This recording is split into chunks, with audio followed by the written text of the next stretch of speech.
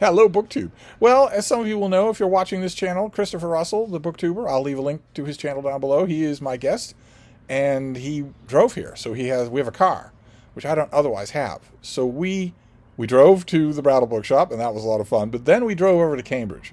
We drove across the river to Cambridge to look at a few shops over there. He had no hunting over there, but I had good hunting. We went to the Harvard bookstore, which is not the Harvard Coop. It's a bookstore on its own. And we went to a place called Million Year Picnic, a terrific, rabbit-warren, overcrowded little comic book store. Only comics. Back issues, specialty issues, but no games, no socks, no Funko Pops, no glasses, no nothing like that. Just comics. I love Million Year Picnic. If there were any way that I could justify the hike over there on my own, I would do it every week. But it was a delight to go there today because today is New Comic Book Day. So I wanted to make a video showing you what I got in Cambridge. So we can start with the Harvard bookstore. I got some fantasy and science fiction and a couple of other things. For instance, I got T.A. Barron, the Ancient One, with this Dow K. Sweet cover. This is a real-world fantasy set in the real world of the Redwoods, but it takes on fantasy overtones. I read this when it first came out in 1992, and don't remember a thing about it. So I saw it. It was dirt cheap, so I grabbed it, and we will see. Then I found a trade paperback of Joe Haldeman, one of the founders and probably one of the best, him and Glenn Cook, one of the best military SFF writers out there. A while ago, probably 2 years ago or so, I found this omnibus edition from, what is this? Gollancz? Yeah, Gollancz, called Peace and War, an omnibus of Joe Haldeman. And my surly houseboy stole it from me. He liked the look of it so much that he stole it from me. So I didn't have it, and I kind of wanted it. And then I saw it again today for dirt cheap. So this has... What is in here? The Forever War, Forever Peace, and Forever Free. And the Forever War, of course, is a classic, so happy to have it again. Then I found two mass market paperbacks. Again, these were dirt cheap. These were $1 a piece. I found two mass market paperbacks that start their respective series, and I thought, why not have them here? I found A Morbid Taste for Bones, the first book in the Brother Cadfael series, about an ex-soldier, an ex-crusader who becomes a Benedictine monk and solves murders. Trouble still comes to find him. And this is the first one. This is where we meet Brother Cadfael. And also I found The Many-Colored Land, the first book in Julian May's Pliocene Exile quartet of novels that are set, the framing sequence is set in the future just a bit, just a century in the future, something like that, where in a valley in France, a time portal has been discovered. A waving loophole in time-space where if you go through that portal, you end up in the Pliocene era, millions of years ago, long before, when hominids were Ramapithecus, when there were gigantic sloths, gigantic mammals, sheepdog-sized spiders, that sort of thing.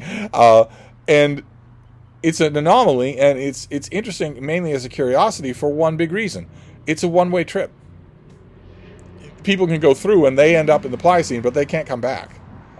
And so that portal starts to attract a particular kind of person, particular kinds of people. If you're a psychopath, well, then that might strike you as a good deal. If you are the ultimate getaway into nature freak, that will strike you as a good deal, where that is what you want. You are sick of the civilized world of this future generation, which has multiple alien species, it has advanced technology, and humans have developed psionic powers, a variety of psionic powers. One of that, and they live in peace with all these other alien races. If you don't like that sanitized world, you might take this portal. And a number of other people. If you are hopeless, if you feel like you're committing suicide but you don't want to do it, you might go through here and just not care what's going to happen to you. And a core cast of characters that fit all of those descriptions, one of them fits each of those descriptions, goes through the portal as this book begins. And when we follow them to the other side, to the Pliocene, and learn something that, because it's a one-way trip, no one has ever been able to tell the present day, which is that in the Pliocene era, 2 alien races crash landed on Earth, set up shop right by the portal, and have been systematically enslaving everyone who goes through.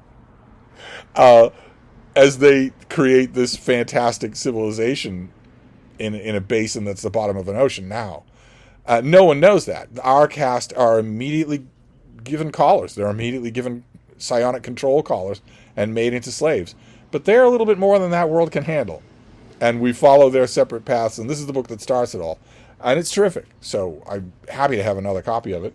And then inside the shop, inside the Harvard bookstore, I found this, Facing Armageddon, which is a collection of reminiscences, pieces, essays on various aspects of the First World War. Nice big plug of a thing. And I someday dream of becoming a First World War guy. Oh, wait, I am a First World War guy, but I don't have a copy of this. Didn't have a copy of this, and I was looking at it there in the shop and thought, no, that's good enough. I'll definitely take that. It was overpriced. Everything feels overpriced after you've spent the morning at the Brattle, but I took it anyway, so happy to have it. Military history. That was what I got at the Harvard bookstore. But I also got stuff at Million Year Picnic. I got comic book stuff. Now, I made a comic book video for you all as part of Epic Comic Book Wednesday with Michael K. Vaughan. This is separate from that. And I want to show you what I got. Now, the first thing that I got is the only thing that's off topic. And that is Savage Sword of Conan. This is Savage Sword of Conan number 3. Savage Sword of Conan is now up to number 7, maybe number 8. Number 7 being an absolute instant collector's item. It was so good. It was so incredible. It was written by Roy Thomas, who's written Conan for 50 years. Somehow or other, the folks at Titan Books got Roy Thomas to come out of retirement and write a Conan story, and it was incredibly good. This is much earlier than that. This is only 2 issues after the first issue of the Titan Savage Sword of Conan that I ripped to pieces on this channel. I gave it an hour-long review and ripped it to pieces. So when I read that first issue and thought, this is just a steaming pile of garbage, I naturally did not want, I had no interest in getting Savage Sword of Conan after that. So I ignored issue number 2, and I ignored issue number 3, even though this is a terrific cover. This is Conan fighting a giant werewolf on the cover. That is pretty good. So I thought I would give it a try, and I'm going to give it a try mainly because I don't know if you can make it out there. The artwork here is by Cary Nord, who did, when the Conan franchise went to Dark Horse, Cary Nord did an incredible run on Conan. His artwork was virtually era-defining. And I'll take it. If I'm going to give me an oversized black and white magazine with his artwork in it, I will take it. Hoping that Conan gets to be effective. In the Titan Savage Sword of Conan number 1, he mostly hangs around while a 4-foot-tall woman solves all the problems and kills all the bad guys. Because he gets tired. We're told at one point in the sword fight that his arm is trembling with fatigue. She's still hacking things away, but his arm is trembling with fatigue. I'm hoping that's not the Conan assistant manager that I find in this comic, but we will see. But then the rest of the stuff that I got at Million Year Picnic has a theme. And that theme is Superboy. And I don't mean Clark Kent's incredibly gay son. I don't mean a clone coming out of a vat in Star Labs. I don't mean anything like that. I mean Clark Kent when he was a boy. The Adventures of Superman when he was a boy. And that is a vexed subject, believe it or not. It sounds like the simplest idea in the world, and it was. It was the simplest idea in the world when it was thought up 80 years ago, and it made a pile of money for DC Comics. But eventually, the concept of Superboy got all mired in an ugly, protracted legal squabble, and DC Comics pulled away from that. We can still use the name Superboy, but we'll make him a totally different character. We'll make up a character. It won't be Superman when he was a boy. And not only that, but in the meantime, we will retcon comic continuity so that Clark Kent didn't put on his Superman costume until he comes to Metropolis as a grown man. So there is no Superboy. There never was a Superboy, despite the fact that I grew up buying Adventure Comics. And I guess that legal squabble must be over, or people may be looking askance at it, because it was announced, I didn't know about it, one of you told me, that the comics writer Mark Waid was going to start doing The Adventures of Superboy. Not any dumb Superboy, but my Superboy. Superman when he was a boy. And sure enough, I got Action Comics today. This is Action Comics 1087, and it is the all-new Adventures of Superboy. It is that. It's there's no trick. It is actually the adventures of Superman when he was a boy. Let me show you the moment. The villain throws an enormous building-sized rock. All these people are thinking they're going to get squashed when all of a sudden they are not squashed. Because a mysterious figure, keep in mind this would be before any other superhero showed up on Earth, a mysterious figure is lifting it easily and tosses it 3 miles into the nearest river before he takes on the bad guy. I don't know quite what to say. I am unbelievably pleased that I saw this. This Superboy is not exactly my Superboy. He's drawn as a hottie. He's also drawn skinny. I can live with that. I can definitely live with any kind of stylistic chance. This is his first appearance in this new continuity. And I can definitely live with that. But one of the amazing things about this is all wonkery, but you comic book people, I'll leave a note that the second half of this is going to be all comic books. DC has been revamping its continuity left, right, and center for 20 years, 30 years, 40 years, so that a fan of DC characters, Michael K. Vaughan is a fan of DC characters, I am a fan of DC characters, you could easily reach 2025 and literally not know if the thing you're talking about is even in continuity at the moment. There was a time with the new 52 when continuity was changed again, and the vast, rich history of DC Comics was wiped out. Readers were told it didn't happen. That it didn't happen. Which means that no DC Comics heroes, for instance, fought during World War II. And gradually, piecemeal, those things have been being put back together. And that's the framing sequence of this issue, is Ma and Pa Kent are taking a teenage Clark Kent. There he is, see? They're taking a teenage Clark Kent to the museum in the big city in Metropolis. And there is a whole wing about World War II mystery men and superheroes. So that solves that continuity problem, at least as far as Mark Waid is concerned. He's the original 800-pound gorilla. If he says the Justice Society fought during World War II, what's DC going to do? Say no? You have to retract that? And then Mark Waid says what? Mark Waid, the multimillionaire who doesn't have to work in comics, says what? I'm leaving. And suddenly the DC sales across the board are half what they were. So he says that here we have it. The All-Star Squadron, the Justice League, and something called the Law's Legionnaires all fought during World War II. And there we get statues and pictures of them. So I'm thinking that's real. That's as real as it gets. This issue was tremendous. It was tremendously fun. And Superboy does save the day at the end, but there's a lot of damage. The villain does a lot of damage before Superboy gets it under control. And that is noticed. The issue has 2 epilogues. One is a mysterious society sicking the military on Superboy, but the other is a guy watching the news in his easy chair. And the news says that a boy in a bright costume saved a bunch of civilians, and the guy in the easy chair says, no, he didn't. He destroyed a bunch of property. He's out of control. He says, well, that won't do, new boy. That won't do at all. And floats off into the air. So who is that? Who is that that's watching? My first impulse was to say that it is the Martian Manhunter, who is on Earth by this point and hiding from the world, hiding his alien nature from the world. But would the Martian Manhunter call Superboy New Boy? Or is he someone from the past? Not an alien on Earth, but someone who was once a superhero. I don't know. When it comes to Mark Waid, I don't know. Anything is possible. But this was a tremendous fun. And when I saw that on the shelf at Millionaire Picnic, I decided to go on a little bit of a Superboy bender.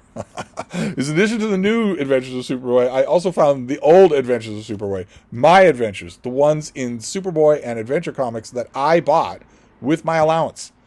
Or rather, my grandfather did, of course, is what I mean. I found, for instance, this thing, an 80-page Superboy Giant that obviously has a theme. You can see it from the cover.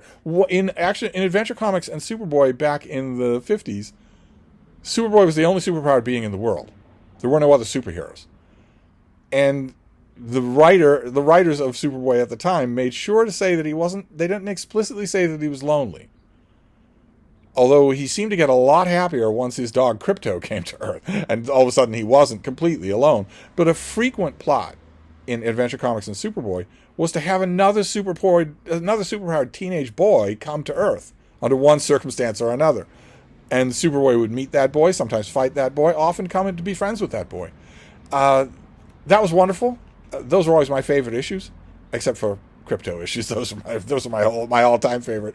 But one thing I couldn't help but notice, the writers, keep in mind, this was before the Stan Lee virus. This was before verisimilitude, and it was especially before continuity. So the next issue of Adventure Comics did not know that the previous issue of Adventure Comics happened. It didn't happen. They didn't know that it happened. Which was fine. It made the adventures really fun, but it could lead to repetition. And this issue is going to highlight the fact that before the Kents adopted Superboy, they were practically in the adopt an alien business. They were adopting superpowered boys left, right, and center. I have all of these adventures in electronic form, but I was on a Superboy kick, so I got this. And if that was exorbitant, this was even more exorbitant. I got a DC Finest volume. They decided to do a volume with Superboy. You've already seen this on Michael K. Vaughn's channel, and he was joking with me on Voxer. I was telling him, I have all these issues. I have the physical ones in a long box in the next room, but I also have them all as electronically. There's no reason for me to get a DC Finest with Superboy and Crypto on the cover. And I think he was expressing his doubt about how long I would hold out. Well, this is how long I held out. I got this. This is a nice, big paperback collection of all sorts of early Superboy adventures. Now, I have all of these, but I waited so long for this kind of a reprint volume, and there were so many years when I thought that for legal reasons it would never happen, that I grabbed it. So I got a bunch of Superboy stuff, and Conan. And there you go. I asked Christopher Russell if he wanted to be in this video, and he responded with a string of obscenities. Understandable, I suppose. But I wanted to show you what I got, because I don't have outings like this very often. Theoretically, I suppose I could. Theoretically, I could take the Orange Line to Mass Ave, go out onto the street, cross the street, and just wait for the number 1 bus. Shoots right across the bridge to Cambridge, decants me right in Harvard Square, runs every 15 minutes, take it back to Mass Ave, get back on the subway. I could, I suppose, do that, but no. Instead, it's a special occasion. And how special? A bunch of Superboy. Oh my, this thing is amazing. Look at what's on the back. Are any of you old enough to remember this model set? These models? Are any of you old to remember? You really can't make out this picture has somehow been redone, but the Superman one was him just bursting through a brick wall. Because the George Reeves show was popular, and that George Reeves does that in every episode. He comes flying and then bursts through a wall. Batman is holding onto a tree. Then Wonder Woman is subduing a monster. And then there's the one that I actually bought and tried to assemble. Some of you, longtime viewers of this channel, are going to know exactly how this anecdote ends. It's Superboy and Crypto facing a space dragon. And his cape is extended out behind him. And there was a model that you could make. It was already colored, and you had to just glue it together. And then you would have a Superboy adventure of him and Crypto. And I labored over that thing to get it right. I'm no good with that kind of thing, but I labored over it to get it right. I turned down all offers of help so that I could finish that thing on my own. And you'll never guess what happened to it. My Beagles happened to it. They completely destroyed it in front of me. The sadistic little so-and-sos. They just destroyed it in front of me. And for a split second, I know I've said this many times before, but it was true even back then. For a split second, I was angry. And then I saw how happy they were, and I was down there on the floor tearing it apart with them. So I got a bunch of Superboy. I got this thing. I got the new Adventures of Superboy. No idea if Mark Waid is just going to continue. Is Action Comics all summer just going to be Superboy without any Superman adventures? How amazing would that be? And Savage Sword of Conan number 3, because I'm kind of feeling a little guilty at how brutal I was to Savage Sword of Conan number 1, and the privilege of seeing Carrie Nord draw Superman or Conan again. I'll take that. So anyway, that was the outing that I went on. I went on it with Christopher. and it was fun. Lots and lots of fun. So I'll wrap this up. That is 2 blasts of comic book stuff in one Wednesday. Hannah will be so happy. I will wrap this up for now. I'll see all the rest of you later. Thank you, BookTube.